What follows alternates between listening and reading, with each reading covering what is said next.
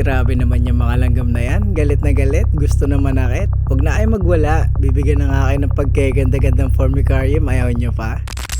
So ayun na nga. Mag-unbox tayo today para sa ating Sunday special. Sorry medyo paos. So last November pa ito napadala sa atin. Pero ngayon lang natin may ipopost. Gawa na nagkaroon ng konting conflict lang naman. Pero anyways, pakita na natin to isa-isa. So ito nga pala yung maagang papasko sa atin ni Master Don Ponera. Maraming salamat sa iyo Master. Isang napakagandang formicarium at full ant kit. So let's start sa syringe. Syempre hindi mo mawawala. Next yung napakahabang dropper.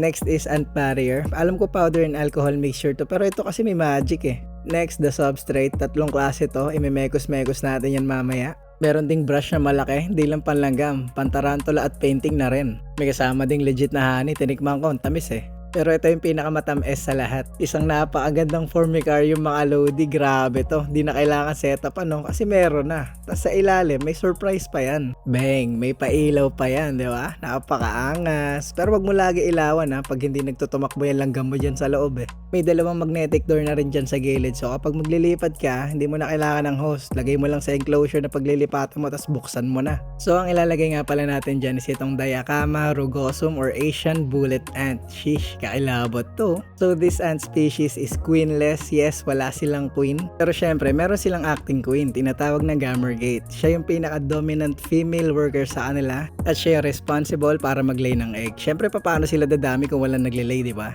Hindi ko lang alam kung sino siya dyan. Magkakamukha sila eh. So wag na natin patagalin at ihandaan na natin yung paglilipatan nila. So substrate lang naman nilalagay natin dito sa magiging nest nila. Inuna ko lang yung clay soil, then didiligan.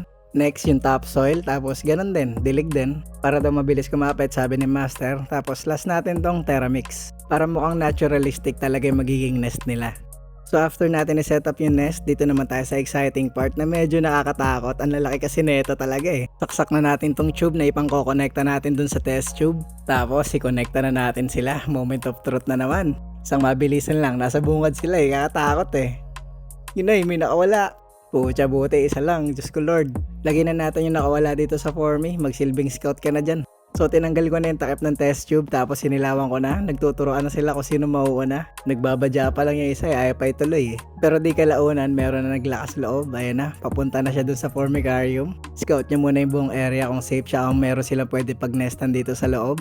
Nung napag-alam mo maganda, bumalik na. Ichichismis na sa ibang mga coops niya kasama. Ayan o, hoy makahinamunggal, may maganda doon, tara. Nung naaprobahan na ng committee, ayan na, lipat na. May kasama ng larvae yung isa. Sumunod na din tong isa pang may bit-bit na nakukun. Bale, hinintay ko na sila matapos maglipat. Tas nung wala na masyado bumabalik, chinek ko na. Malinis na, all goods na sila. Eto naman itsura nila sa nest. Medyo napupuno na nga agad eh, ang lalaki kasi. Ilang buwan lang dito yan, tas ilipat na naman. So para lang hindi nakakabitin no, since hindi pa sila kumakain, try na natin sila lagyan ng lats. Ang pangit lang ng pagkakahulog ko nasa gilid eh. One hand lang kasi ako dito nung sinushoot ko to eh, babawi tayo sa susunod. Ayun na, may mga nagtatangka na lumapit dun sa lats. Naku po, hinila pa baba. Pinagtutulungan na nila, sabay biglang boom, the next shot, oh patay, tinurukan. Sleep well ka daw muna, masyado ka malikot eh. Di na neto kailangan ng swarm eh no, pagkaturok, kisay agad eh, putya. So ayun lang muna mga lodi no, bawi na lang tayo ng takedown next week. Dalawang species na ng ant yung papakainin natin, okay? Bye-bye!